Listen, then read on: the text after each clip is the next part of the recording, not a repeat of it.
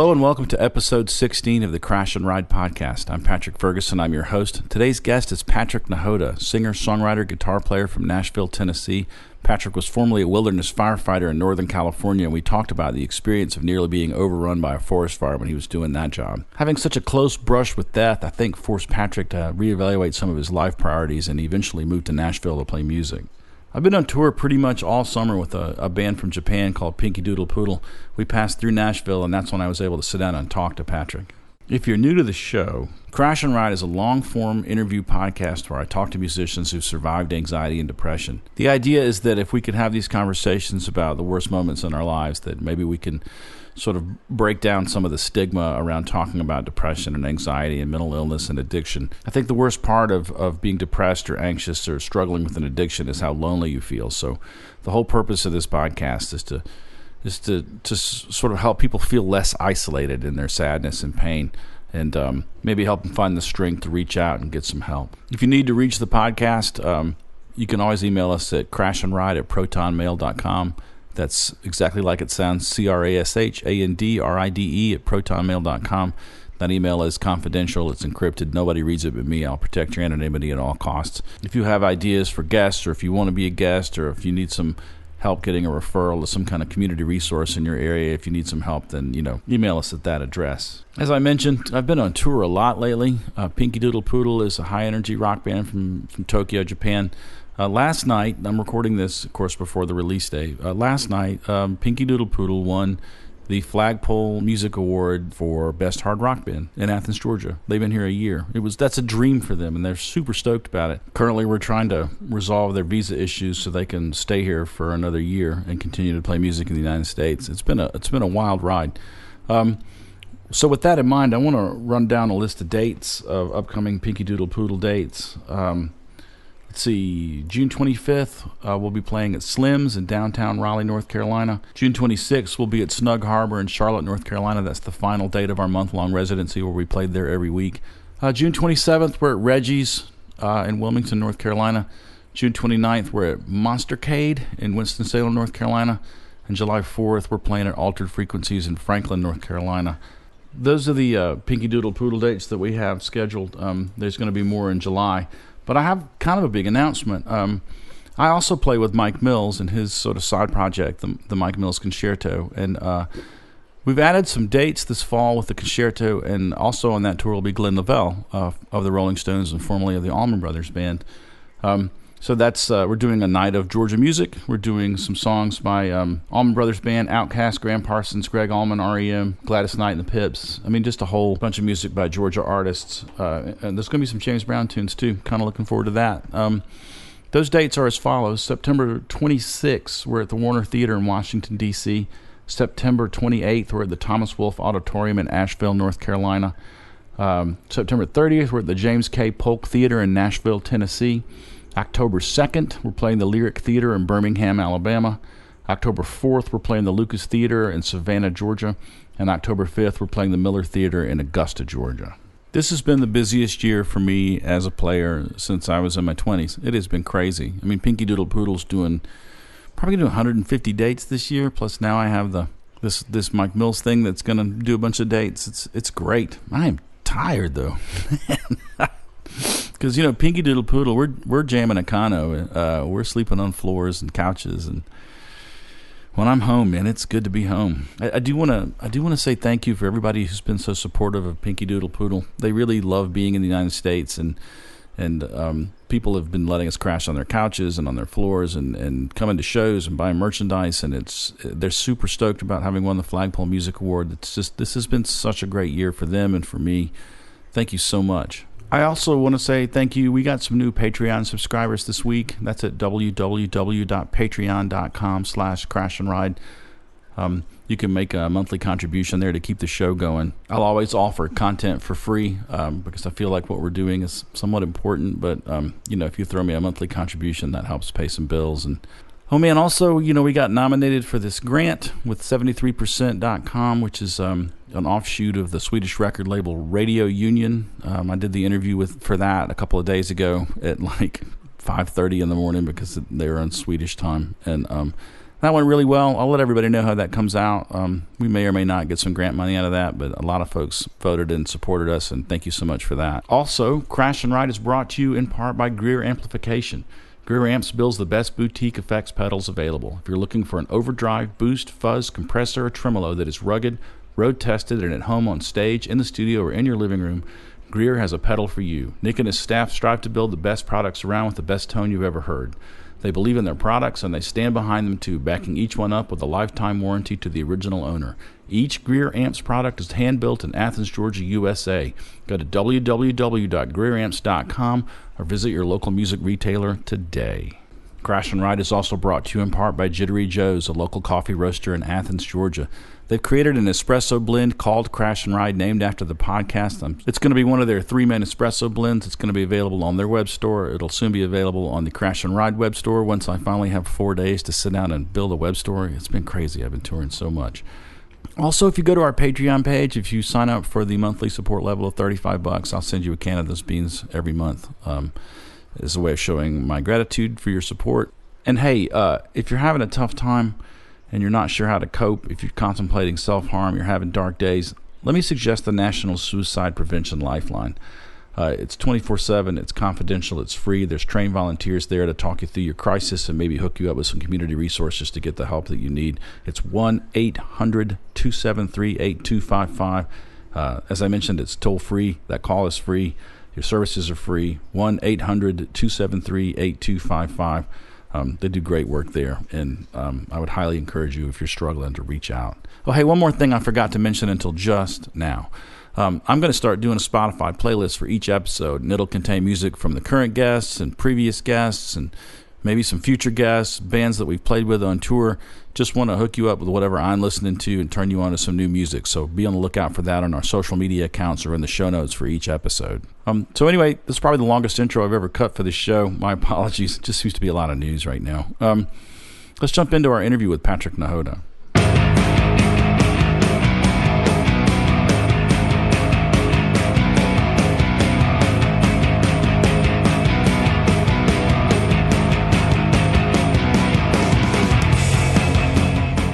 All right, I'm here with Patrick Nehoda, guitar player, singer, songwriter in the band Nehoda, Nashville resident, former firefighter, adventurer of all kinds.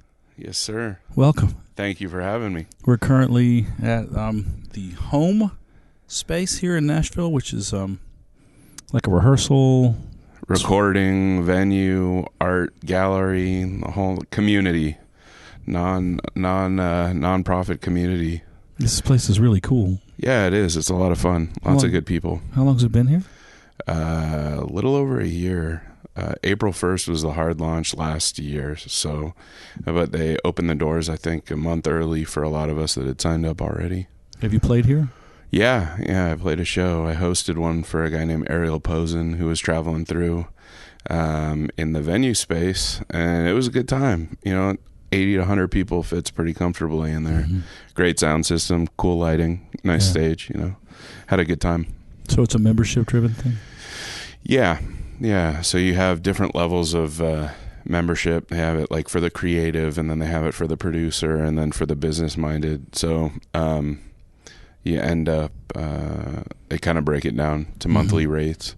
You get a 24/7 key card, so I can access this building whenever I need to. So if I get the itch late at night and I don't have a place to write or play, I can just set up in there and play some music.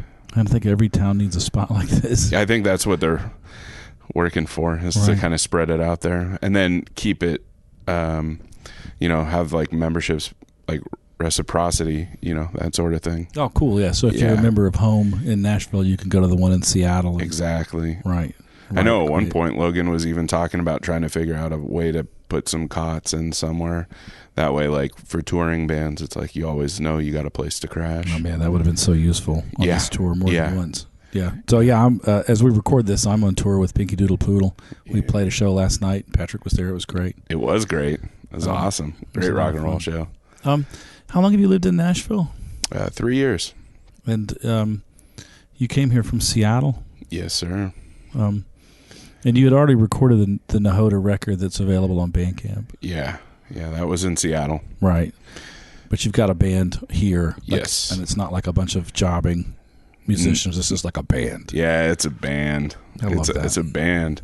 We're good friends with each other. Everybody, we all love each other. We all hang out, and we love playing music together. Everybody always has a big smile when we have a big smile, even just finishing up rehearsal. So we're having a good time. And you're going to England and Ireland later this year. Did I hear that right? Yeah, in August. In August, we'll be playing at the Gloucester Rhythm and Blues Festival. We're going to play in Bath. We'll be in London, Dublin, Cork, Waterford. Man, are you hitting Nottingham at all? No.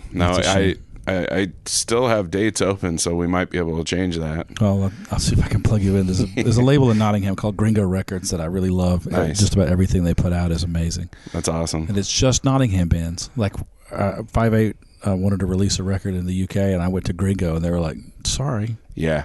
You're not from Nottingham. Yeah, that's cool. Well, tell me, so you came to Nashville a little over 3 years ago. Mm-hmm. Where did you grow up? I was born in Santa Rosa, which is Northern California. Yeah. And then I lived there my folks and I lived there for about 11 years. Grew up, it was a real small kind of city vibe. It was beautiful, though. Close to the beach, 30 minutes from the ocean. About an hour north of San Francisco. And then we moved to Sacramento. My dad got transferred when I was about 12. What did he do? He worked for the state of California as he was a forester. He did forestry management. So he was one of those guys that people had to contact to see whether or not they could take trees down or, like expand property, stuff like that. Mm-hmm. But he ran that branch for the state. So he was a lifer for California Department of Forestry and Fire Protection. He was a wildland firefighter before that. Right. There's a lot of like old growth forest in that part of the world that they're trying to protect. Absolutely. Yeah, they really are. It's a beautiful part of the world. Did you spend a lot of time running around in the woods as a kid? I did. Yeah. I mean, aside from going camping every chance we had, with my family, just being in that area. Like even when we moved to Sacramento, we didn't have access to the beach or the redwoods as quickly, but we had the Sierras. I mean, fishing, mountain biking, snowboarding, skiing, being in the lakes, being in the rivers and the lakes there are like clear water compared to what we get out here. I remember, isn't there incredible fly fishing in Hat Creek in that part of Sacramento? There's a lot of stuff in Sacramento. The American River and the Sacramento River and the Feather River, all these major rivers that all kind of come together and then make their way out to the bay. I mean, you get insane fishing through that part of Northern California, and then the trout fishing up in the Sierras and the lakes and the rivers. Oh man, it sounds like it was a pretty good childhood. It was. Yeah, it was. I had a good childhood. I had when did you start playing guitar? I think I was like seriously or really showing interest. Yeah. I mean, I remember picking up my dad's busted old Yamaki 12 string that had one string on it and picking out melodies on it when I was like 6 or 7, but I wanted a guitar and wanted to actually play guitar probably like 11, maybe 12 years old. Yeah. Do you have any siblings? No. Folks weren't supposed to be able to have kids, and I just surprised them and came along. Yeah. Yeah, so it's just me. Yeah. So I had to keep myself entertained. Right. Yeah. Yeah. And somehow you made your way from there to being a firefighter. Yeah. I was playing music a lot in Sacramento when I was like early 20s, and that was, early 2000s. And it was kind of like what we were talking about earlier. It was post 9/11. Right. Leading up to that point, I mean, I had just graduated high school, and like everybody felt like nothing could go wrong, and it was your choice of how you wanted to make your money for the rest of your life kind of thing. And there seemed to be more freedoms at the time, or at least felt like it. And then I got a little bit older, and I'd been playing music a lot, and I started thinking about things, and I felt like I needed to do something more responsible. and I'm 23. It's time to find a real job, kind of thing. So, Right. So that was a point that I just kind of decided to follow my dad's footsteps and take some classes, get the EMT thing out of the way, and go through a fire academy, and went to work for a department up in the Sierras called Nevada County Consolidated Fire Department. Mm-hmm. That's in California. Yeah. What was Fire Academy like? It was a lot of fun, but it was interesting. Like, I can look back on it now, and I realize how much, like, it was pretty militaristic.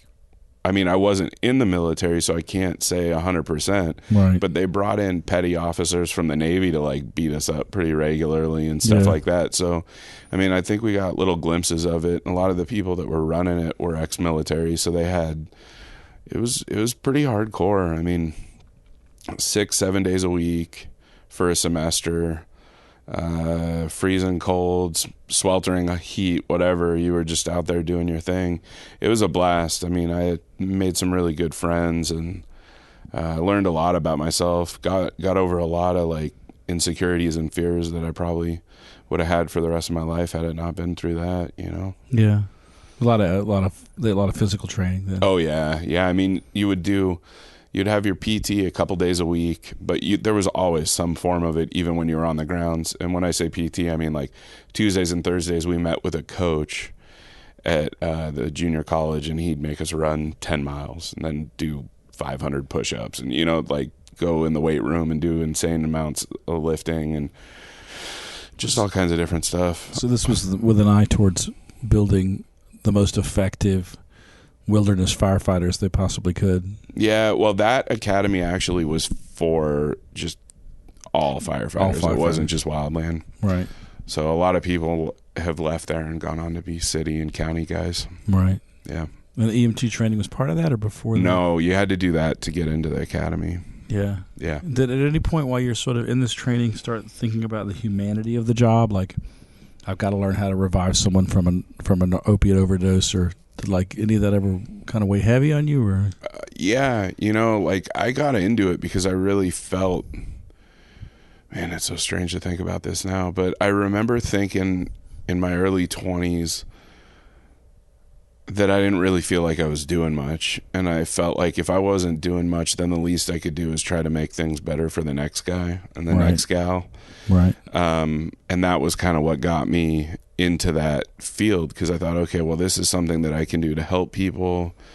This is something I can do to maybe change some lives, and like it's just kind of a noble thing to do. It wasn't that I was doing it because I wanted to be noble. It was just I wanted to do something that would help people, and that was the thing that seemed the most doable at that point without a huge amount of schooling behind it. Right, had to go to med school or something. Yeah, exactly. Yeah. And when I was younger, when I was in like junior high and early years of high school, I thought, oh, it'd be great to be a doctor. That didn't happen, obviously, but so I've always been interested in that, and I eventually ended up in paramedic school. And when I did that and did my internship at the hospital, I loved it. I realized at that point I probably went into the wrong field. I should have gone to nursing school. Yeah. I mean, but then again, if I did that, I might not be sitting here right now talking to you and playing music in Nashville. So yeah, it's true. It is what it is. Yeah. But the humanity of it does weigh on you. I remember being really terrified. I thought it was going to be like this gore and blood and guts and all this stuff that was going to be the hardest, and I had no idea that actually happens so quick. Usually that it doesn't phase you. It's the other stuff, like what kind of stuff?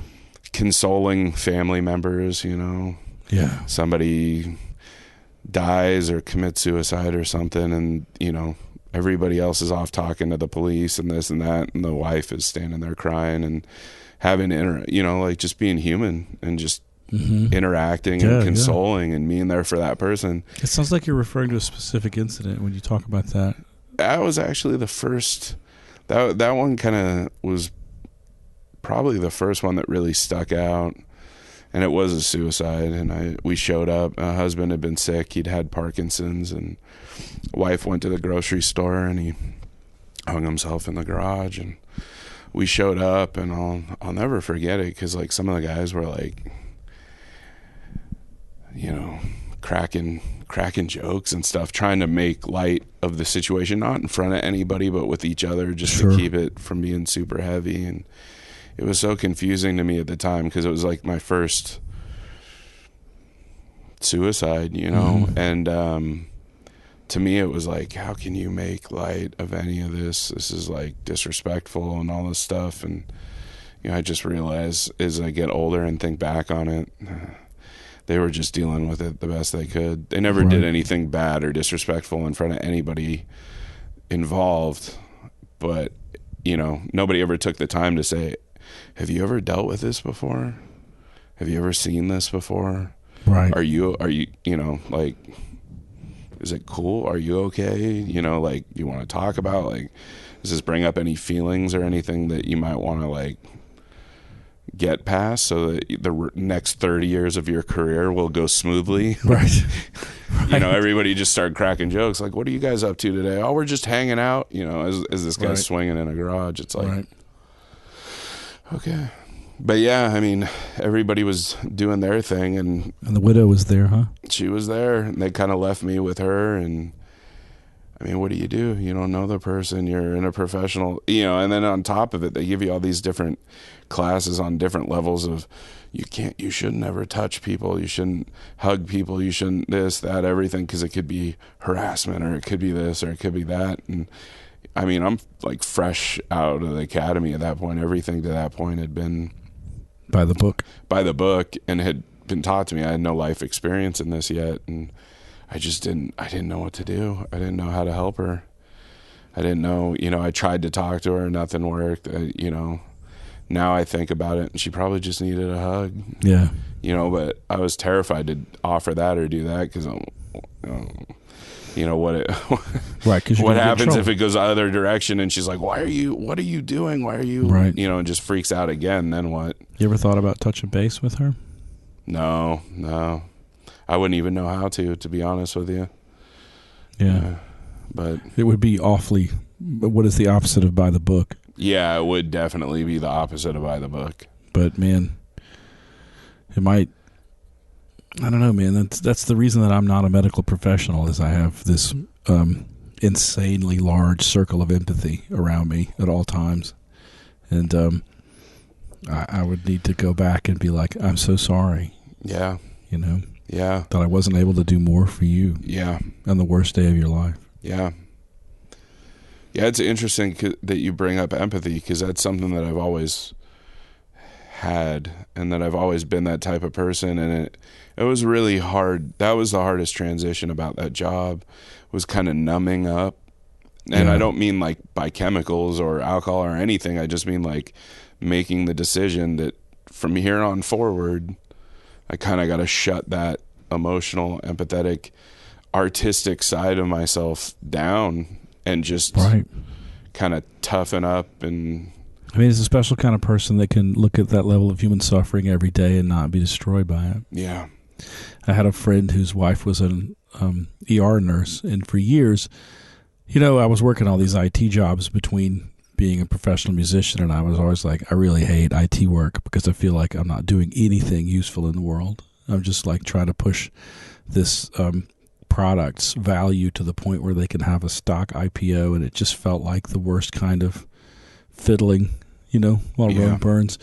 And I told her, you know, I think I want to go to trade school and get certified to be an ER tech. And she said, baby, you're way too tenderhearted to ever work that kind of job, because at some point you're going to be in a hallway and you're going to be trying to match heads to bodies, and you're going to fall apart. You're not cut out for that. And, you know, part of me wanted to object, and part of me knew better, that I was just never going to be that guy. Yeah. But I think it's part of what makes us musicians, you know, the fact that we can draw connotation from random non-connotative events. Like I get certain emotional feelings from like the tone of a certain pickup through a certain amplifier. It makes me feel things. Yeah, I do too. And that's like part of the experience of being creative. Yeah, it is. I love it. But it means that maybe you're not the guy who needs to be cutting people down from rafters. Yeah, that's true. You know? And that's what kind of was the turning point, was realizing that. So this happened. You started your career in Northern California, And that's it was like 2004. Yeah, about was when I started taking all the classes, and then was at work in 2005. How many years did you work as a paramedic? Well, actually, that's a whole nother story. I went through paramedic school, but I never worked as a paramedic. I was a paramedic intern with the city of Sacramento, and that was like 2006 to 2008, I think. Right. And that was like right when the market tanked, and Sacramento got hit really hard because there was a lot of new construction, and a lot of speculative real estate. Yeah, I mean, and I didn't really understand this until I was working in the department, but that's where the majority of the money that pays the fire and police comes from is from like property taxes, right? So when nothing was selling, all of a sudden it was like rolling brownouts at stations, and we were ready to start our academy, and it tanked, and then the next thing we know, they're putting us on hold, and then that kind of like put our field training officers, the FTOs, who were supposed to take us out and sign us off at the end of paramedic school, went on strike. They needed more money an hour to keep doing it, which left us hanging. So then I went from there to working for the state of California, like my dad, with Cal Fire, and became a wildland firefighter. Right. So I never actually worked as a paramedic officially.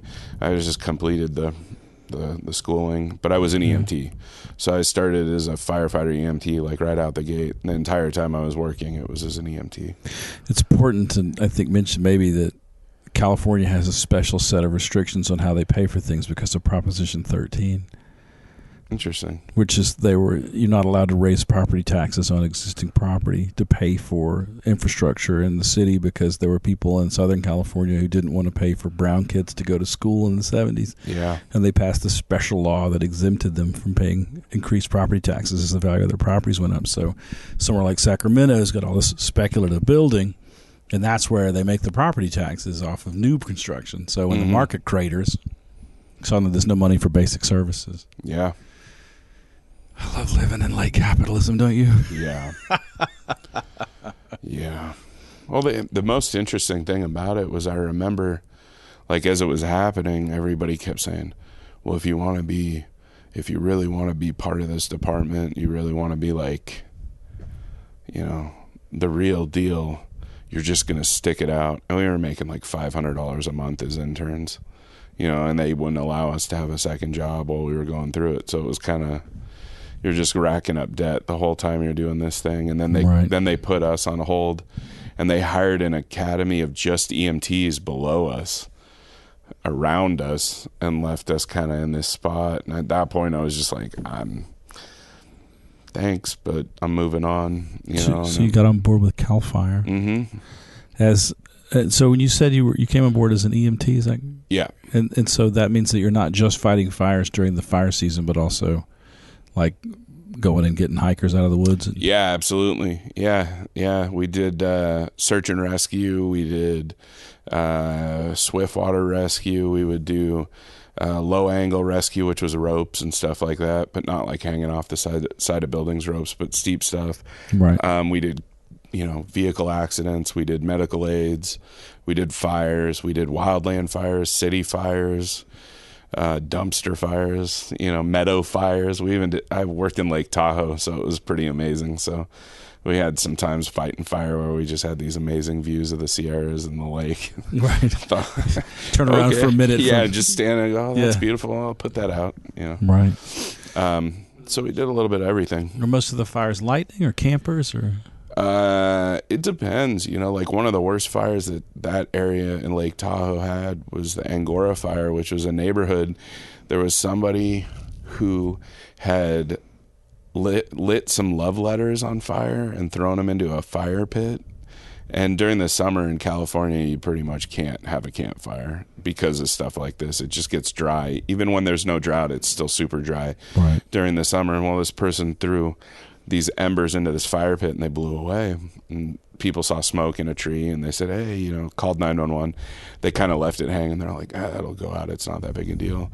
Like 4 or 5 hours later, 240 homes were gone. A tree caught, the wind picked up, it rolled through a whole neighborhood on the side of a hillside. everything's on like natural gas and propane and stuff. So the propane tanks started blowing up, and it just, I wasn't there for that one, but I'd heard stories. The guys were saying that it was like a war zone because the house would be going and they'd be trying to save it, and the propane tank would go up and then move on to the next one and so on. But I spent 30 days, I think it was 30 days out on one fire with a strike team, which was 5 engines from the unit. So they kind of break up the state by unit, and it's usually like maybe 2, sometimes 3 counties per unit. Right. So each unit will send 5 engines to a fire. So you'll end up, like right now there's a bunch of stuff going on in like Sonoma Lake County area in California, and they'll send 5 engines from each unit to go fight that so that they have enough firefighters to handle it. I was on a fire in northeastern California in the Bernie Falls area one year for like 30 days, and it was lightning. It was a lightning complex. It was all dry lightning, and it was just all over the place. Yeah. So that was another type. Yeah. Lightning fires. Lightning's the most hazardous. Because of the multiple ignition points. Yeah, I mean, you get like 100 plus strikes in an evening, and then... You walk me through the whole process of... The first call comes in, you're on duty, you're at the station, or I guess off duty, you can get called in, and somebody says there's a fire burning in this meadow near Tahoe. And then what happens? Well, so, usually people would call 911, so it goes to dispatch first, and then dispatch determines where it is, who's the first one to contact, and then they let that department or that station know this is your call, and then they send out the tone. So, like if we were sitting in a firehouse right now, you'd just be sitting there doing our thing, just chatting like we are, and all of a sudden, it sounds kind of like a high-pitched, louder smoke alarm that goes off, and then it's followed up with, Station 5, vehicle accident on the corner of, and they'll just rattle it all off and kind of give you an update as to how serious and severe it is, and that's your call. And then you go run out to the engine, jump in, get on the radio, let them know that you're responding, find out a little more, get some more details on it. Usually you communicate with dispatch beyond that. They can tell you, somebody says this person's currently having a heart attack, or a cardiac arrest, or having a seizure or whatever. That way you know how serious it is, and then you just kind of haul ass and show up and jump out and grab everything and work on them. Did you ever have anxiety? I read this thing the other day that said, I think it was actually a firefighter buddy of mine that posted it, and it was talking about how when you go to a call, children will never tell you they have anxiety. They'll tell you they have a stomach ache. Yes. And I mean, I was in and out of the doctor's office between 10 and like 14, 15 years old with just stomach problems all the time. Right. And it was like all undiagnosed. At one point they're like, oh, maybe you have an ulcer. Another time they're like, oh, it's IBS, or it's this or it's that. But nobody could ever quite pinpoint it.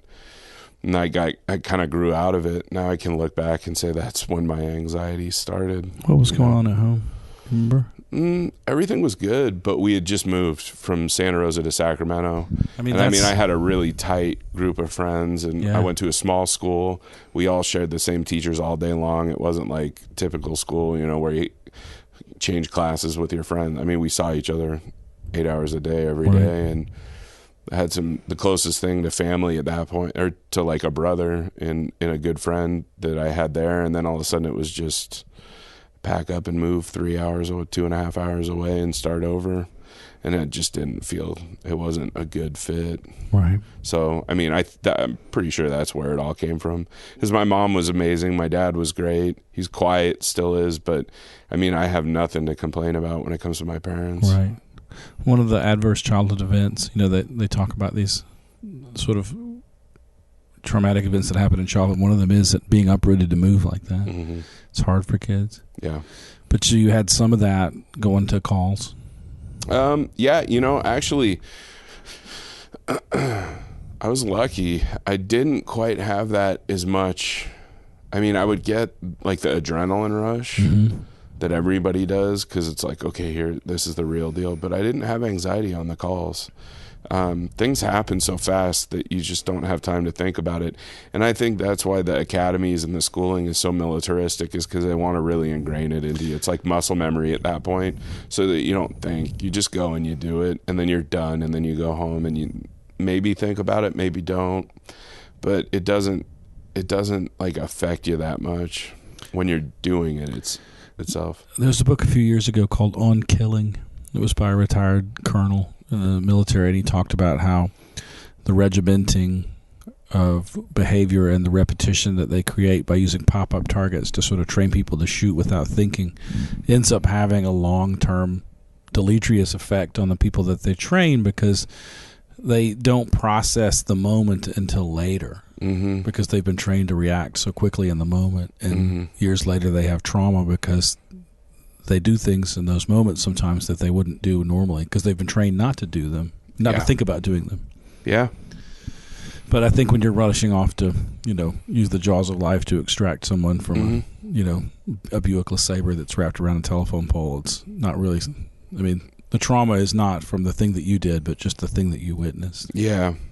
Well, the other thing that's really interesting, it's funny, as you said that, it made me think about a time this gal was driving up the freeway outside of Sacramento, and she did something and ended up flipping. I mean, the road was like as straight as can be, but she lost control, kind of went up the side and then rolled over, and her hand was pinned under the roof of her car, and we had to get the car lifted on airbags so that we could get her hand out and then cut her out. Even though it wasn't too mangled, it still had to be done to get her out. And it's like, if somebody had told me today you're going to go do that, I'd probably would have had anxiety. But at that moment, I remember standing there and calming her down. And at that point, I had a much better grasp of how to handle and talk to patients, than that first call for that suicide. And we just told her we're going to get you out and everything's going to be all right and you're fine, and kind of trying to distract her. And there was no anxiety. I mean, because you look at him and you're like, this person is in serious distress right now,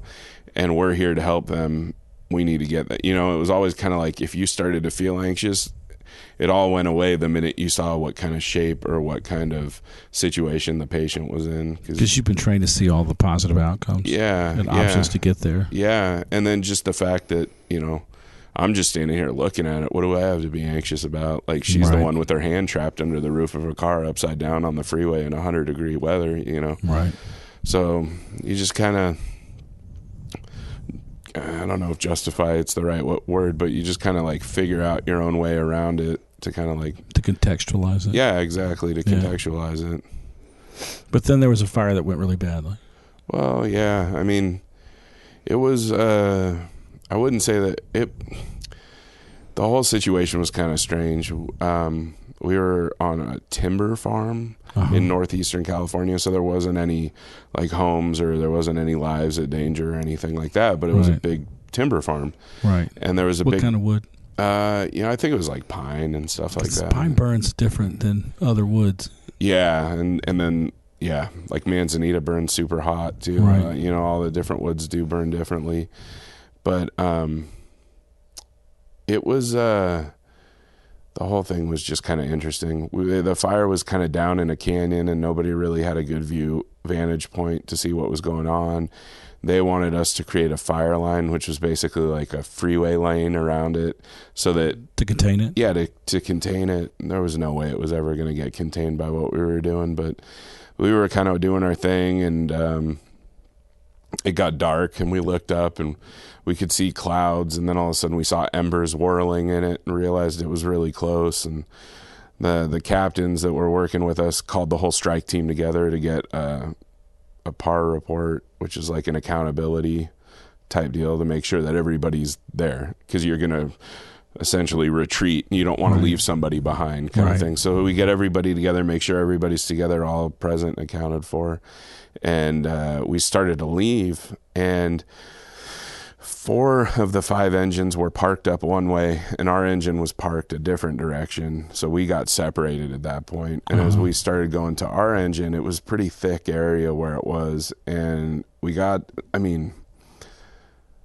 by before we took off, we were sitting there and it was like a fire whirl. It's kind of like a tornado created by the weather, you know, and it kind of whirls up. And we were sitting there. It sounded like a jet taking off. I'll never forget that. And the fire kind of came up and laid down across the tops of the trees, kind of right above us. And we started running, and it kind of started spotting, because what will happen is the fuel that's ahead of the fire will start to catch. And then, because the embers will throw ahead, and then the heat that's in between the two of them will just close it off. And then all of a sudden, like, all that open space that's not burning is just instantly on fire. So when you start seeing stuff like that, that's like the first thing that you start to worry about, is if it's spotting further ahead of than you, there's a chance that it could fill in and you're in the middle of it. So we took off running, and we had, I don't know, it felt like forever. It was probably only like a quarter mile or whatever to get to the engine, but we were running through dust and boots with like multiple layers of clothes on, 50 pounds of gear, chainsaws, tools, you know, the whole 9 yards. Right. Sounds like a bad dream. Yeah, it was, because you can't run very fast, and it's dusty, and you got smoke, and you got all this fear and adrenaline and all this stuff. And the roaring sound of the fire. Yeah, and it's chasing you basically. And we got to the engine, and we thought we were good at that point. You know, everybody was kind of choked up and teary-eyed, because it was a close call. I mean, we didn't have to like deploy our shelters. What's that mean? So they give you these little, like, it almost looks like a roll of aluminum foil, and that's what you use to climb into if a fire comes over, and hope that you can outlast it. But my dad always joked around. He said the guys, when they first introduced him back in the day, they said, "Does this come with an apple and olive oil to make sure we taste good?" You know, it's like that sort of thing. It's alarmingly like being a baked potato. Yeah. So if you pull that out, it's a real bad situation, and we weren't quite there. We weren't there. We were ahead of the fire enough. What does it take to get to the point where you're like, we've got to stop running and deploy these shelters? Like, what is that moment? Yeah, I mean, honestly, that's like fully surrounded by fire. Right. Or it's coming up and you can't outrun it. And it's your last ditch effort, is hoping that it'll burn over, and you'll just suffer some burns because you don't get exposed directly to the fire. So it creates a barrier between the radiant heat. It creates a barrier, yeah. So... Jesus Christ, Patrick. Yeah. So we're running and we're doing our thing. We get to the engine, and we finally get there, and we had one of the guys on our crew, such an awesome dude. He's a lifer as a firefighter. He didn't promote. His name was Crider. Still I just look up to him. He's just a great guy. But at the time, he was in his mid to late 40s, I think, and, you know, getting towards the end of the career and everything. And none of us were, like, a couple of us weren't in like the best running shape. We could work all day and all night long, but we're not, you know, working out to run up hills. So I remember like coughing and him coughing and thinking, you know, what are we, you know, nobody's going to stop. I mean, we're not going to like leave anybody, but how do we get, like, if something happens and somebody needs some help, how do we keep moving forward?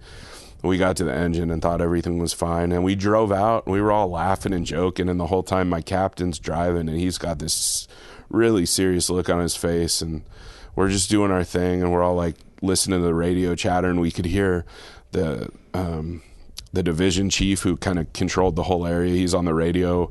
He'd ordered, like, you know, people were being quiet so that they could communicate with like helicopters and tankers and stuff to try to make sure that we got out all right. Right. And we were driving through this area, and it was like a 4-wheel drive track, and we're in a fire engine. So, I mean, like, I didn't think much of it, but apparently when we got done, our captain was telling us that he was looking in the rearview mirrors, and he was watching the fire continue to chase us and watching trees falling over behind us. And it was one of those things where if anything had gone wrong driving out of there, I don't know, it would have been a completely different outcome, because like if we had got stuck or caught on something and weren't able to get through it, you know, we would have just sat in there, because eventually we made our way out, and we hit a big power line road, and it was about a 2,000 foot drop into this river canyon to the left, and then it was 2,000 feet? Yeah, down to the bottom off the left side of us. Jesus, man. So we're kind of right up on the top of the ridge, and the fire was down in that canyon, and it blew up out of the canyon. So as we were coming out, there was basically like a steep ski run up up the power line road, Right. and then it went down, and then it basically just went straight off. So we came out like right at the top of that kind of drop off area, but still had to go up this steep power line road that wasn't paved or maintained. It was just more dirt and rocks and grass and brush. We had to make our way up that. I'll never forget the look on the eyes of the chief that was at the top of that. When he saw us come out down there, he was on the radio. He's like, I need helicopters with water. We got to make sure that these guys make it out in case they get stuck. This is steep. And when we came up over the hill, the look on his face was just, that was when I knew how crazy, everything had been that we had just gone through. And then we didn't get time to even think about it. We all reconvened and talked about what was going on. And then the fire jumped the power line road. So now we had to contain that portion of the fire. So we split up and everybody just spread out and we just started fighting fire. And that was, we did that for another like 28 days, basically. So you lived out there? Pretty well, yeah.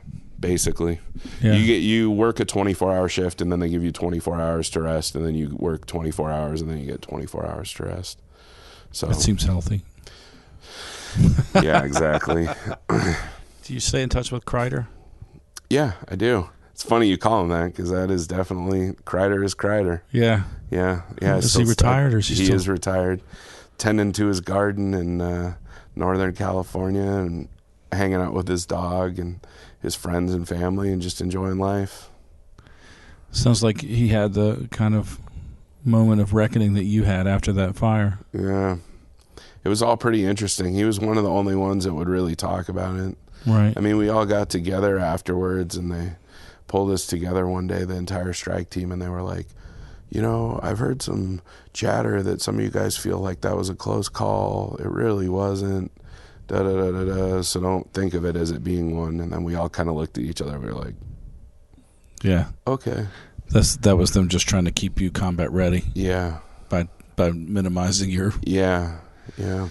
And so that started a whole series of reflections on your part. Yeah. I got home, had a huge overtime check because I worked for 30 days straight. Yeah. And was like so proud of it. And just, I'd never made that kind of money in my life. And I kind of broke it down hourly and then realized, I was like, so my life was almost worth this much. And that was kind of the moment where I started questioning things a little bit. Right. Thinking about things a little bit. And I don't know, kind of missed. It's an interesting job because you kind of, it becomes a different lifestyle. It becomes your life. Right. A lot of people say, oh, I work so that I can live. Well, you got to like live to work as a fireman or a paramedic, firefighter, all that stuff. If that's the kind of work you're doing, you kind of only hang out with other. Yeah, that's the other thing. First responders. Yeah, it kind of gets that way. I lost so many friendships during that time. I was lucky enough to get them back, but I mean, it was just interesting. It was kind of a shift for me. And then we had a bunch of family health issues after that, and that kind of just rattled cages and got things weird. And kind of stayed home to take care of my dad while he was going through some health issues. And really started getting back into playing a lot and writing again. I couldn't write when I was doing that job. You don't have the time. Oh man, it was, well, not only that, but it was so dark when I would try to write. I mean, it was like scary dark. It wasn't, I mean, the stuff I was writing, it didn't feel good to write. So I kind of put the guitar under the bed for, I played so infrequently at that time that I would pick up the guitar and I'd play and go, oh man, my nails are too long. I need to cut them. Then I'd cut them. And then the next time I picked up my guitar, I was like, oh man, my nails are too long. I got to cut them. So, I mean, I was going right pretty good, weeks without picking it up. Yeah. So I kind of like I said earlier, I just kind of shut down that part of my life, and that like artistic, emotional, empathetic kind of side of me got kind of put in the closet by necessity. Yeah. Have you written about the fire ever? No, I wrote a song actually that day when we were let off the fire line and sent back down for our rest 24, and I I don't know whatever happened to it. It's pretty cool though. I do remember that. Yeah, I do. Everybody was like, "Whoa, this is really good." You know, I just the descriptions and the sounds and everything. But maybe I'll do it again. So somehow you got from there up to Seattle. Yeah, that was pretty wild actually. Like I said, I was taking care of my dad and helping out with my folks. My dad had an aortic aneurysm and had to have a big open heart surgery, and it was just really ugly. Yeah, that's not. He wasn't. You know, it was kind of crazy. They killed him on the table for 35 minutes and put his body on ice and put his brain on a machine similar to dialysis, so that it filters oxygenated blood to the brain, but the rest of the body is like not functioning, so that they can take the heart out, do what they needed to do, put a new Kevlar sleeve in where his aorta was swelling, and then put it back in his body, restart him. So it was a rough time. Now he has to kill Sarah Connor. Exactly. So after I was doing all that, I just didn't feel. I kind of went through this point in time. I was working at a golf course because that was one of the things that I've always done. I worked at a golf course when I was 18. I worked at a golf course when I was 25. I worked at a golf course when I was 30. You know, right? Golf courses and guitar shops have always been my kind of like, if I just need to find something in a pinch, that's what I can just jump right back into and handle. I paint houses. Yeah.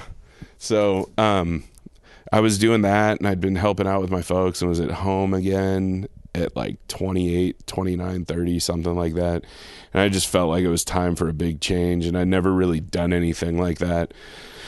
So I flipped a coin one day to determine the path of my road trip. Tails was south to New Orleans, and heads was north to Seattle, and it landed heads. And I drove up to Seattle, and I just fell in love with the city. Met my fiance, Masha, who you met. Yeah, she's awesome. Yeah, she's cool, you know, and we just hit it off and fell in love with the city, fell in love with her, moved up there a couple months later and was there for about 3 years, working in a really cool music shop called Dusty Strings in the Fremont area. Yeah.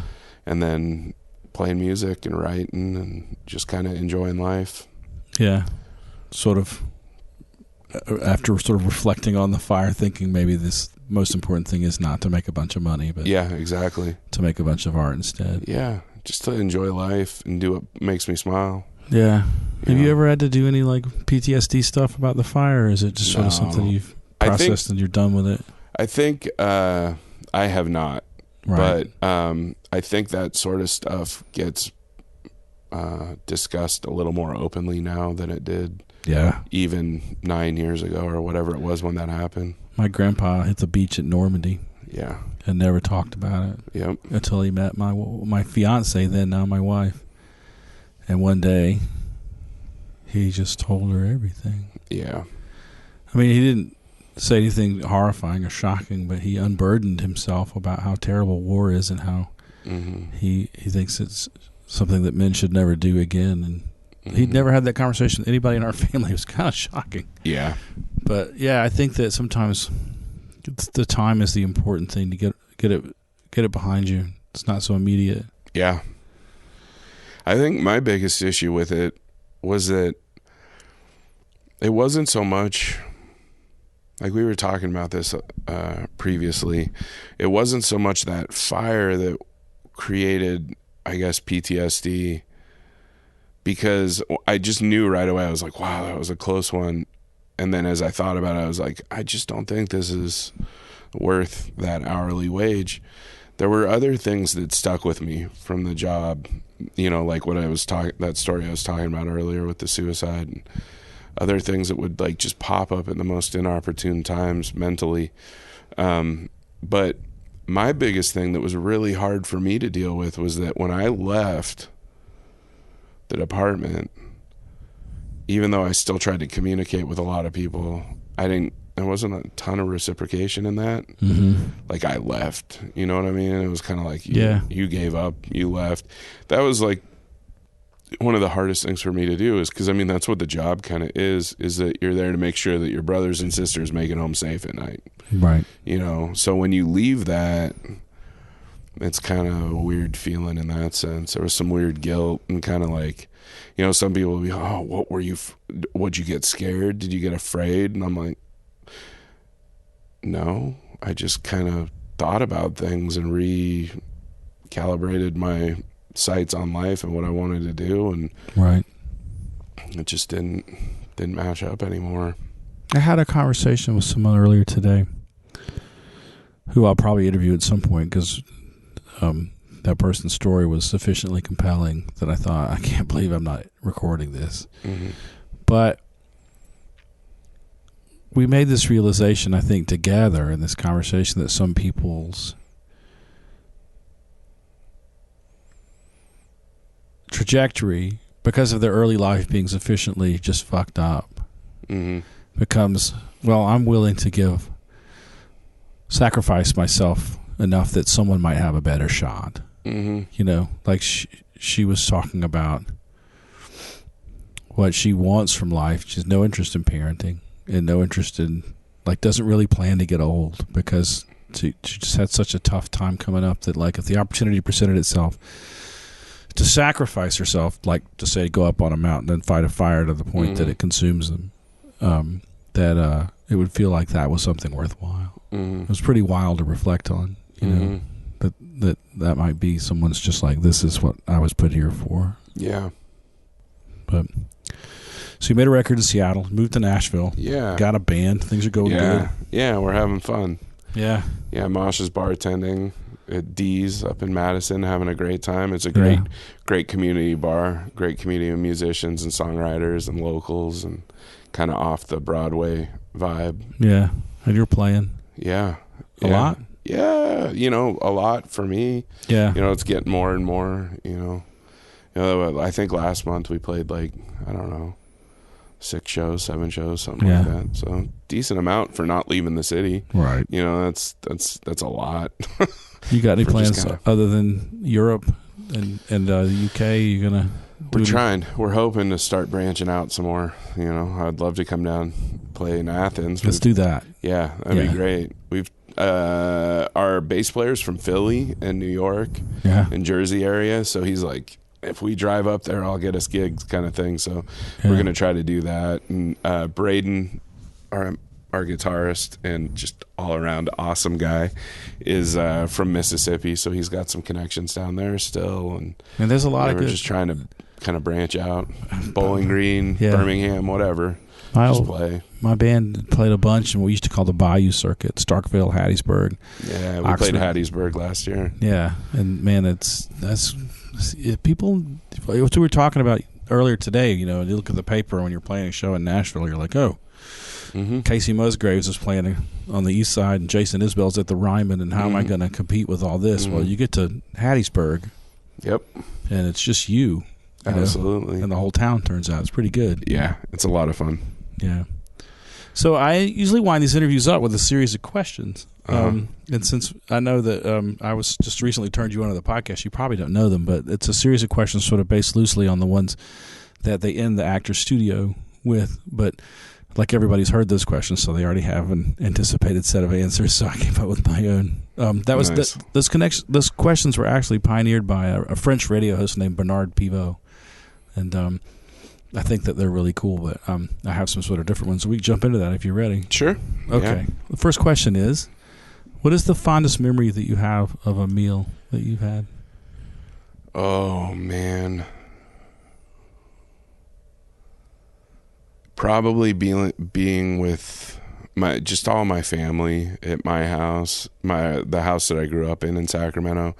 A really good friend of mine, Justin Green, he's probably one of the best chefs out there. He's worked in a bunch of different restaurants, but we used to cook a lot together. So we would do, you know, family get-togethers and holidays at my parents' house. And, you know. Is there a specific one that sticks out? There's so many. Christmas. There was a Christmas that we all did. His grandmother was over from England. We just had everybody there. Everybody was healthy. Everybody was still alive. Everybody was happy. Right. The food was excellent.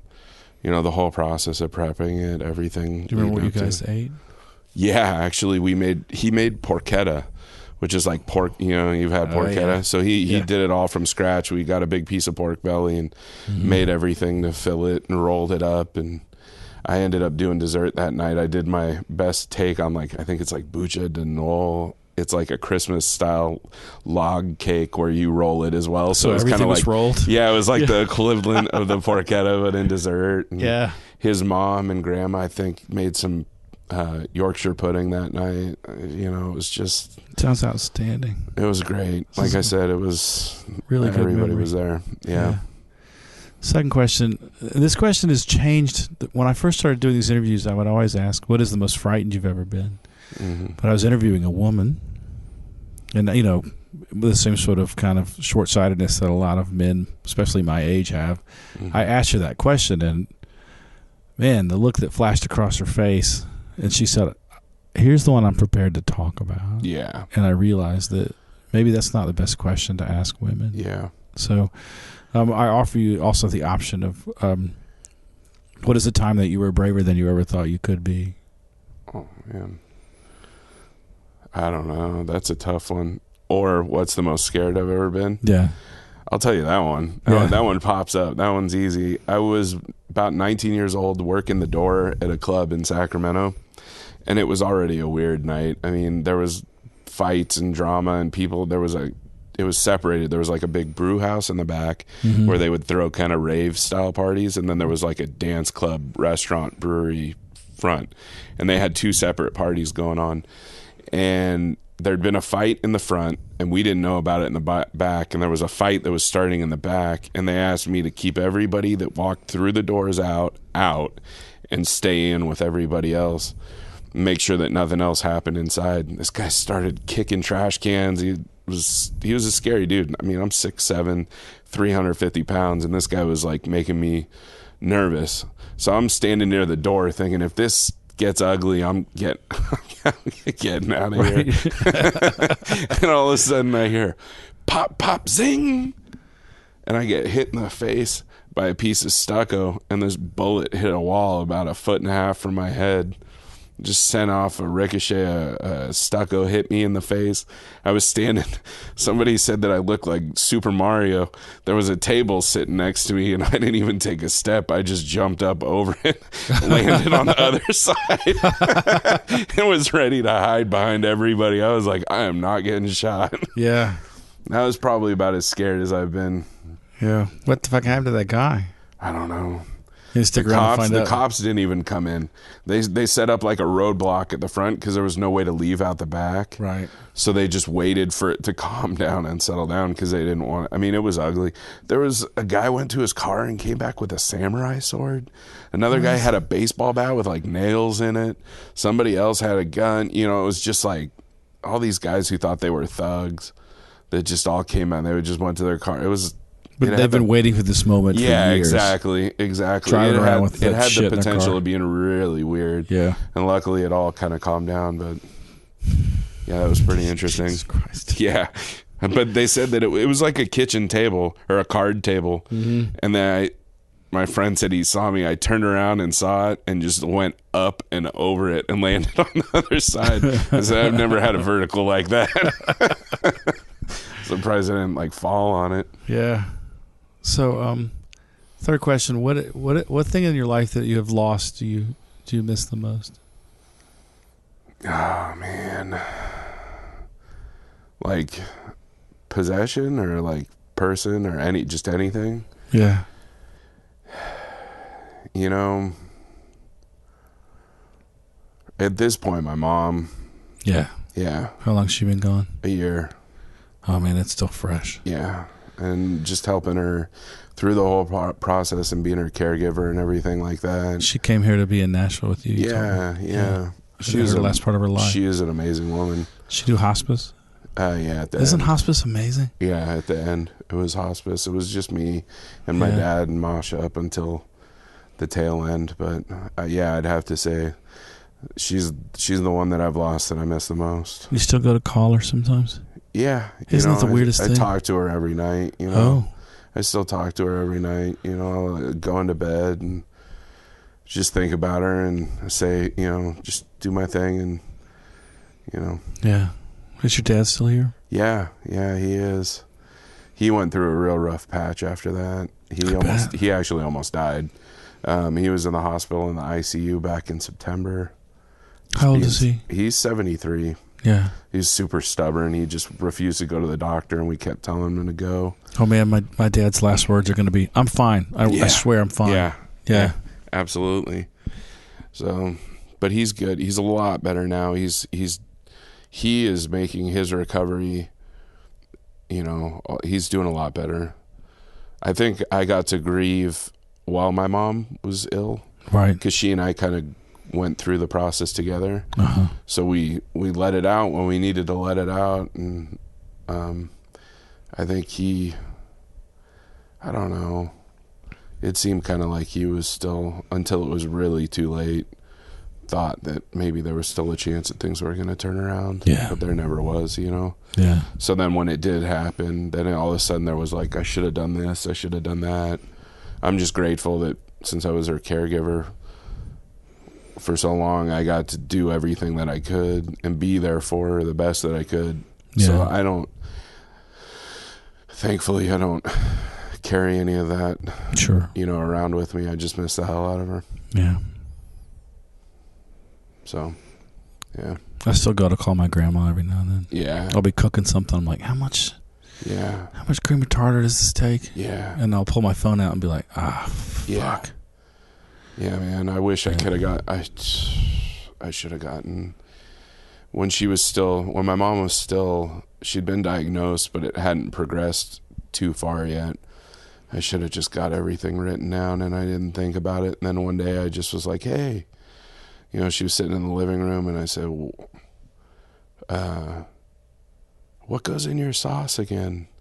And she looked at me, and it took a second, and then she started to cry, and I said, what's wrong? And she says, I can't remember. That was gone. They're all gone. She was still with us, but all those recipes were gone. Yeah. My mom wrote all her recipes down, and she left out key shit because she didn't want it to be. She wanted to make sure we missed her. You never know whose hands this is going to fall into. Right, exactly. It's hilarious. Like, well, my wife has figured out how to piece some of it back together. Yeah.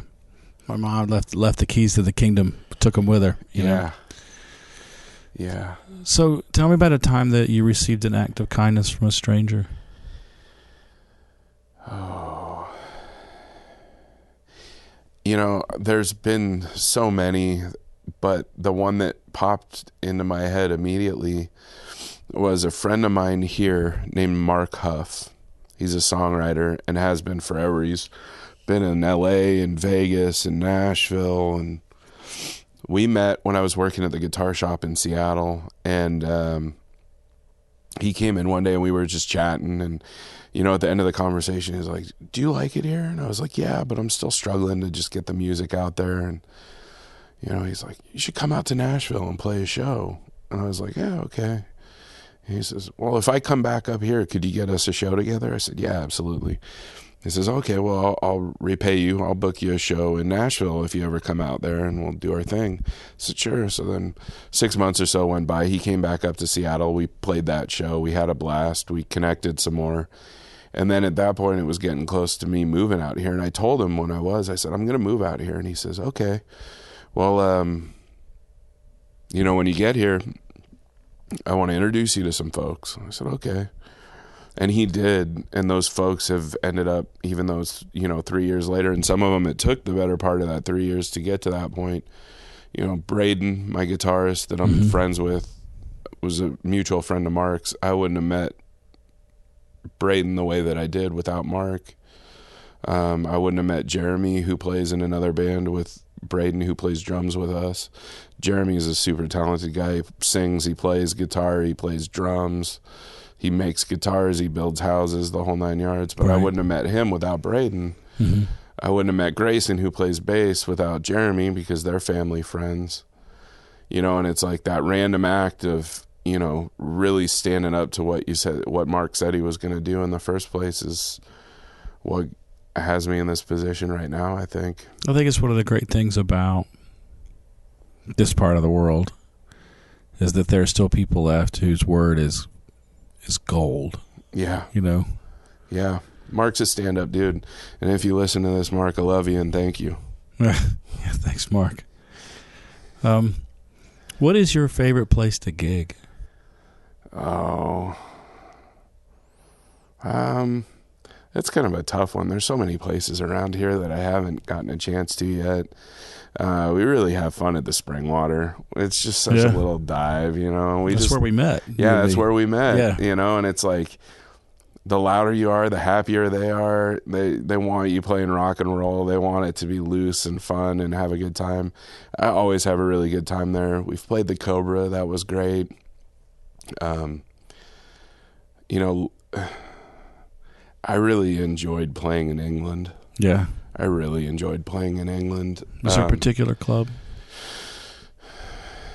There's a place called the Fountain Inn. I mean, it's tiny. It's not even like a club. It's just one of the oldest ale houses in like Western England, in Gloucester.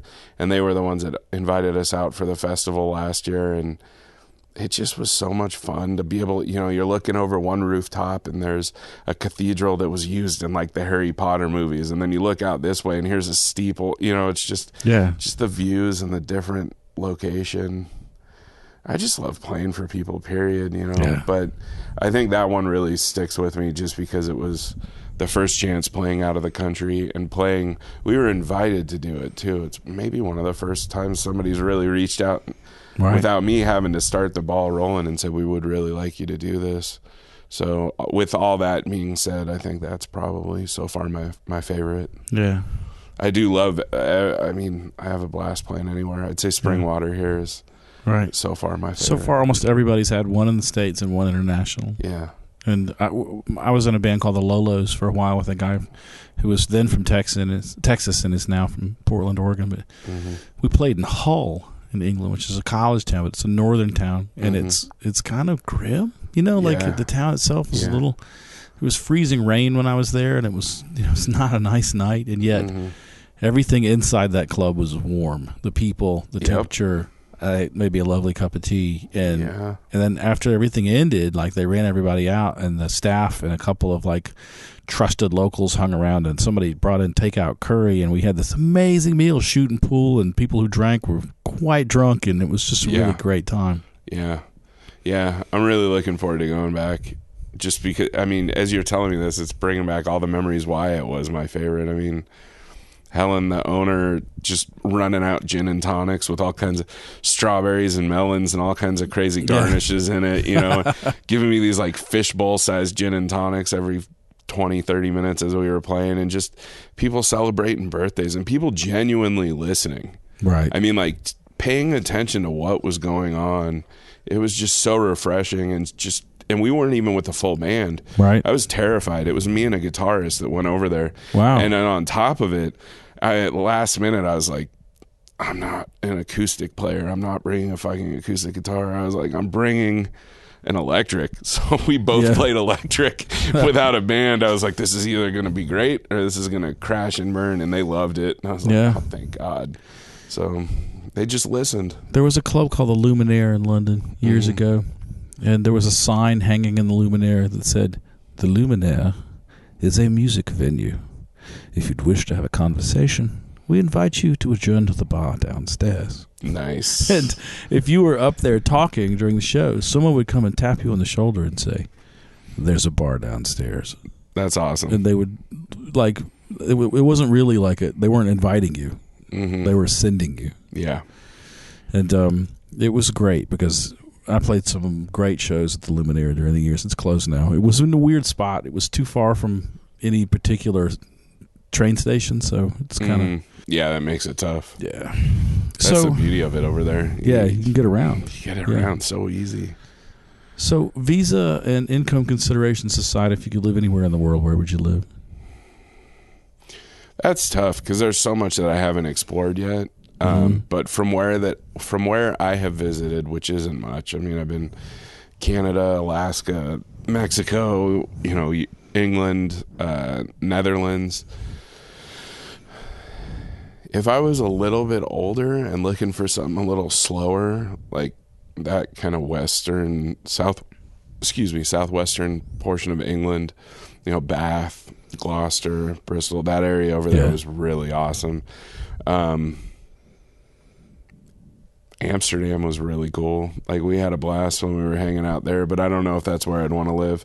I think if I was buying something and like settling down some roots and just doing my thing, it would be either somewhere like in that kind of western region of England or Santa Fe, New Mexico. It's really beautiful in Santa Fe. Yeah, it is. And I love the weather. Yeah, the weather, the open skies, the old history, the feel. The crazy Spanish they speak there is wild. Yeah. If you speak Spanish at all, it's like, this is all thee and thou and thus, and like it's all crazy old Spanish. Yeah. It's wild. Yeah. I like that city a lot. Yeah. There was something about it that the first day I spent there, it just called to me. Like, we stopped there on the way out here from California, because we went from Seattle down to Sacramento to see my parents and then out through the South. Right, you and Masha? And Masha, yeah. And it almost brought tears to my eyes to leave Santa Fe, because I'd never been. And just that feeling that I got just being there.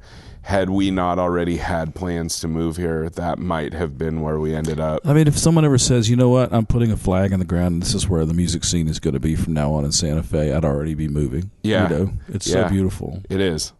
It's kind of up there on the plateau. You can look out over everything. Yeah. It's south facing, so the sun's always kind of on it. It just, the mountains are behind it, north. It's like, it's cool.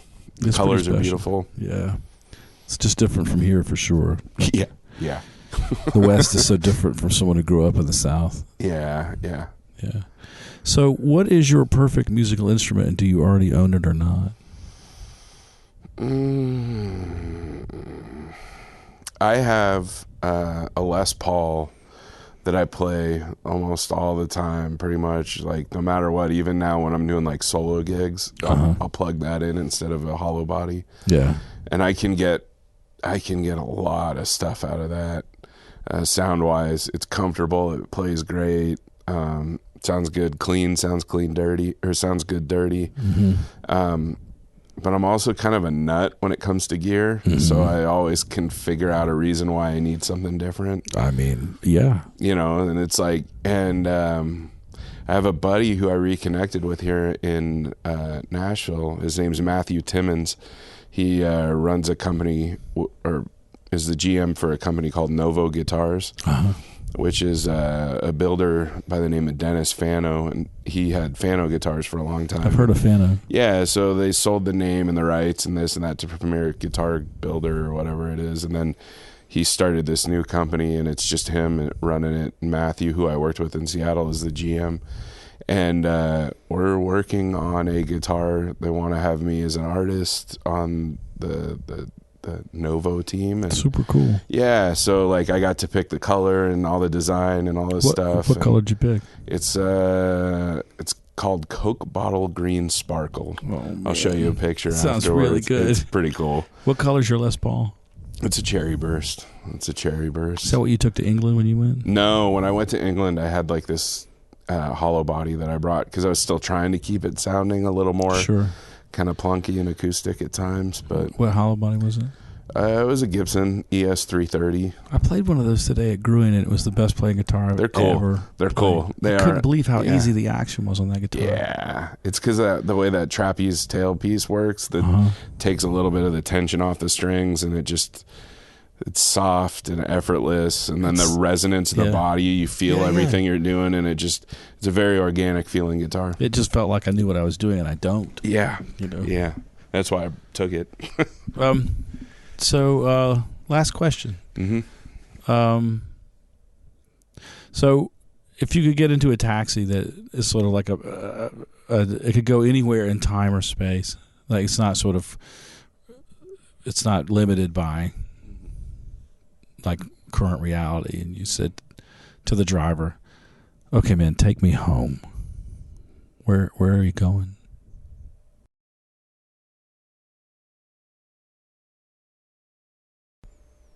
I would like to think of like some deep musical related thing, but the first thing that popped into my head was Santa Rosa. Yeah. Mid 80s, early 90s, just that feeling I had, like it, before you moved to Sacramento. Yeah. Where all your buddies were. Yeah. That's pretty deep. Yeah. It's not That's the insignificant. first thing that popped into my mind. I was ready to think like, oh, as you were saying this, I'm thinking like, who would I want to sit and have a right. What musician? Do I want to hang out with Kurt or Jimmy? No. To me, that's this is a question about home. Yeah, that's what popped in the minute you finished that was that I could literally see our house, 1644 Chapman Way, Santa Rosa, California. I can just see it and smell it and feel it, everything. The minute you asked that, so that would be it. Man, this has been great. Yeah, it's been fun.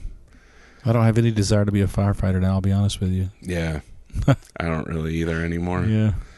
If I went back, I'd go to school and just be, I shouldn't say just, if I went back, I would go to school and do my best to get a new nursing program long before I went back and got on an ambulance or a fire engine. Yeah. Yeah. I miss all my friends and I wish them all the best, and I think it's an awesome job and they're good at it, and I don't mean any disrespect by saying that, but I just know at this point in my life that it's just not, I don't, people, do you miss it? I'm like, no. There's no shame in admitting that you're not cut out for something. Yeah. I've had friends hang up their guitars. Be Mm-hmm. like, you know what, man, I can't hang with this anymore. Mm-hmm. And so, it's good to know what you can't do. Yeah. Because you can't do everything. Right? No. And I just love playing for people. Yeah. I really do. Like just the feeling when you're up there, when you're done, like just it's the best high in the world. Yeah. It's so much fun. So I don't want to trade that in for anything. Me either, man. It's true. Yeah. All right. Thanks, man. Yeah. Thank you. All right. That's our interview with Patrick Nehoda. He's a great guy. Also, he is incredibly tall. He's like 6'7", 300 plus pounds. I'm sure he slings that Les Paul around with no trouble. Thanks, Patrick, for sitting down with us. Really enjoyed that interview. I want to remind everybody, if you're having a tough time, National Suicide Prevention Lifeline is 1-800-273-8255. That call is confidential. It's free. It's 24/7. They've done a lot of great work. They've worked with people that I know and love, saved some lives. 1-800-273-8255.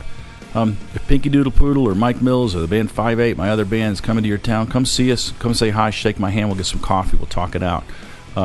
It's been great meeting everybody on the road, and I'm having the summer of my life. It has been fantastic. In the meantime, if I don't see you, be kind to yourself, be patient with yourself, ask for help if you need it, support local music, go see your favorite band, and remember that loud guitars save lives.